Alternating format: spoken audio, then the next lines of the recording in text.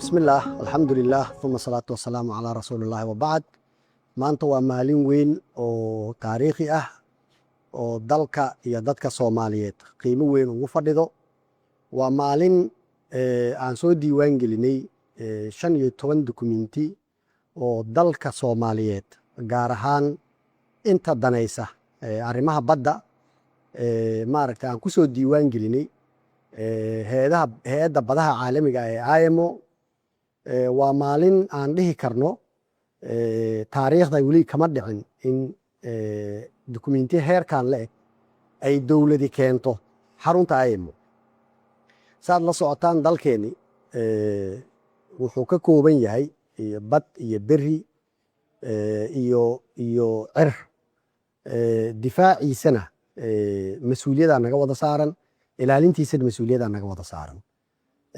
waxaan maaragtaa dowladda Soomaaliyeed oo uu madaxweynaha hogaamiyo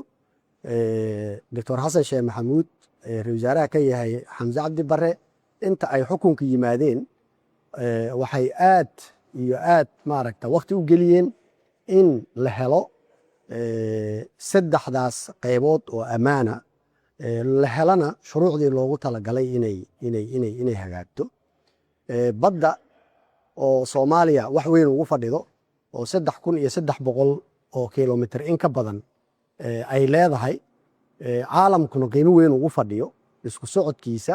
amnigiisa iyo ilaalintiisa environmentiga waxaa noo suura gashay inaan maanta IMO ku soo diiwaan gelino shuruuc aan soo marsiinay maaragta golaha wasiirada oo ay maaragta 8 ka mid ah ay yihiin heshiisyo caalami ah 7 ka mid ahna ay yihiin protocols shuruucdaas oo maanta aan soo diiwaan gelinay waxay maaragta u adeegayaan ay muhiim u yihiin arrimaha diblomaasiyadda waxay muhiim u yihiin ganacsiga waxay muhiim u yihiin difaaca waxay muhiim u yihiin ilaalinta gobonnimada dalka Soomaaliyeed sidaas daraaddeed waa maalin weyn IMO 3 heshiis keliya ayaa ka diiwaan gashaneed markaan xafiis ku imaanaynay oo midka ugu dambeeyay la diiwaan geliyay 1978 maanta waxaa noo suura gashay in 15kaas dukumeenti aan ku soo diiwaan gelino waxaa mar hore aan dowladdu ay ka shaqaysay in ay hormariso ganacsiga badda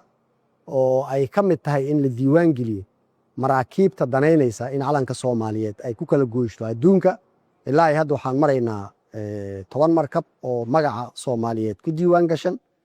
waxay hay'adda IMO ay maaragtaa nagu ammaantay in sanadkii la soo dhaafay aan shaqooyin aad u waaweyn oo maaragtaa dalka Soomaaliyeed muhiim u ah caalamkana muhiim u ah inaan maaragtaa aan ka shaqaynay dunida ayaan dib ugu soo biiraynaa maalinta kasii dambaysa ra'iisul wasaaraheena sheegay waa soo noolaanaynaa waxaa aad ugu mahadsan dhammaan dadkii igala shaqeeyey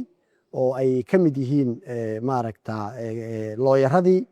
oo ay ka mid yihiin shaqaalihii wasaaradda oo ay ka mid yihiin diblomaasiyiintii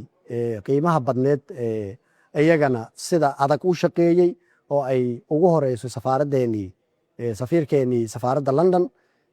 sidoo kale waxaan u mahad celinayaa golaha wasiirada oo noogu dulqaatay inaan toddobaad walba u keenno heshiis caalami iyo maaragta hay'adihii kale oo ka qayb qaatay